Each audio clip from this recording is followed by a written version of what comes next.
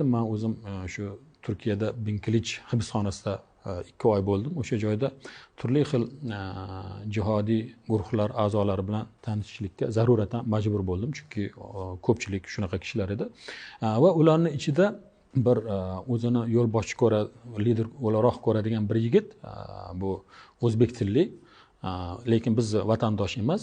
Shu yigit tinimsiz targ'ibot olib borayotganiga guvoh bo'ldim. Ya'ni uni gapini qisqacha aytadigan bo'lsam, demak Suriyada jihod tugadi. Endi asosiy maqsadimiz qayerda bilasizlarmi? Asosiy nima? Endi jihod maydoni Xitoyda bo'ladi, Afg'oniston orqali Xitoyda bo'ladi. Chunki Payg'ambar alayhisalom hadislarda aytganlar, sizlar dushmaningiz bilan birlashib Bani Asfarga qarshi urushasizlar degan bashoratlar bor. Ana shu hadisga binoan biz to'planishimiz kerak. Shu Afg'oniston hududida to'plansak, keyin o'sha Xitoyga qarshi jihodda qatnashamiz. Bu o'sha Payg'ambar alayhisalom qiyomatga qadar ummatimdan bir toifa dinni zohir qilishdan tinmaydi deganlar. Ana shu insonlardan bo'lib qolishimiz kerak degan targ'ibotda olib borayotganiga guvoh bo'ldim. Chiqqandan keyin u aytgan hadis shariflarni men qidirib ko'rdim. Aynan u aytgan shaklda, u talqin qilayotgan ko'rinishdagi hadis shariflarni ko'rmadim. Xitoy bilan katta urush bo'lishi haqidagi. Lekin bu targ'ibot yo'lga tushgan va bu loyiha, menimcha proyekt yo'lga qo'yilyapti. Ana shunaqangi loyihalarga tayyor go'sht bo'lib qolmasligi uchun ham va bundan keyingi holatlarda dushmanning qo'lida, boshqalarning qo'lida demak qurol bo'lib qolmasligi uchun ham o'zimizni vatandoshlarimizga, o'sha Suriyadagi vatandoshlarimizga, ham O'zbekistondagi hukumatimiz a'zolariga mana shu masalani tezroq oqilona yechilsa shu yaxshi bo'lar edi.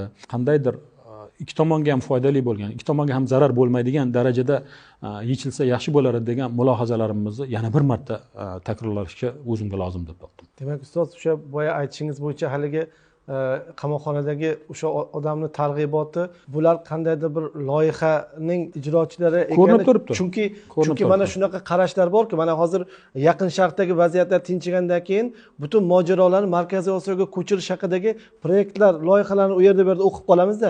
Demak, mana shuni amalga oshirish ijrochilar bo'lishi mumkin. Ijrochilar bo'lishi mumkin, chunki ular o'zini to'liq Suriyadagi missiyasini bajargan o'laroq taqdim qilyapti. Tugadi, hamma ishimiz tugadi. Vaholanki mana endi tugadi. Unda hali davom etyapti. Suriyada endi tugadi mana. Mana o'tgan haftamizda tugadi, oxiriga yetdi o'zi aslida. Lekin allaqachon tugadi. Endi bizning vazifamiz u tomonga borish. Masalan, men o'sha bir yozdim ham, G'azo haqida hech qanday ma'lumotga ega emas yoki Falastin Isroil mojarosi umuman qiziqtirmaydi. Juda ham qiziq. Unday Quddus Falastin dardi yo'q. Juda ham qiziq. Odam hayron qoladigan darajada. So'rasangiz ham, masalan, aytadi, hammasi deydi, bu demokratlar, bular kofirlar.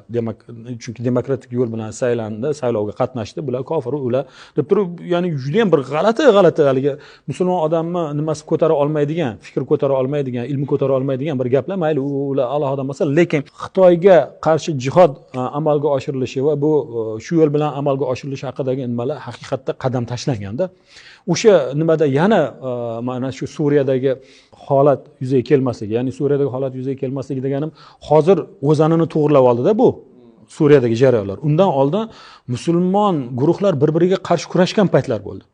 Musulmonni o'ldirgan paytlar yuzaga keldi.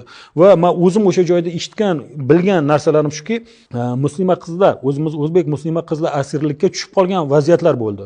Bu masalan suriyalik ayollarni, musulmon ayollarni, birodarlarimizni ayollarini qutqaramiz deb kelib turib, o'zimizni ayollarimizni ularga asirlikka, mana kurdlarning qo'lida, boshqalarning qo'lida asirlikda ekanligi va ularni falon miqdor pul to'lab turib ozod qilishlik mumkin ekanligi, mana shular haqida hammasini men o'zimni quloqim bilan eshitdim. Agar buni birovdan eshitgan bo'lganimda edi, ja ko'p urtirib yubordi, oshirib yubordi degan bo'lardim. Ammo ko'ryapmizki, muammo bo'lgan.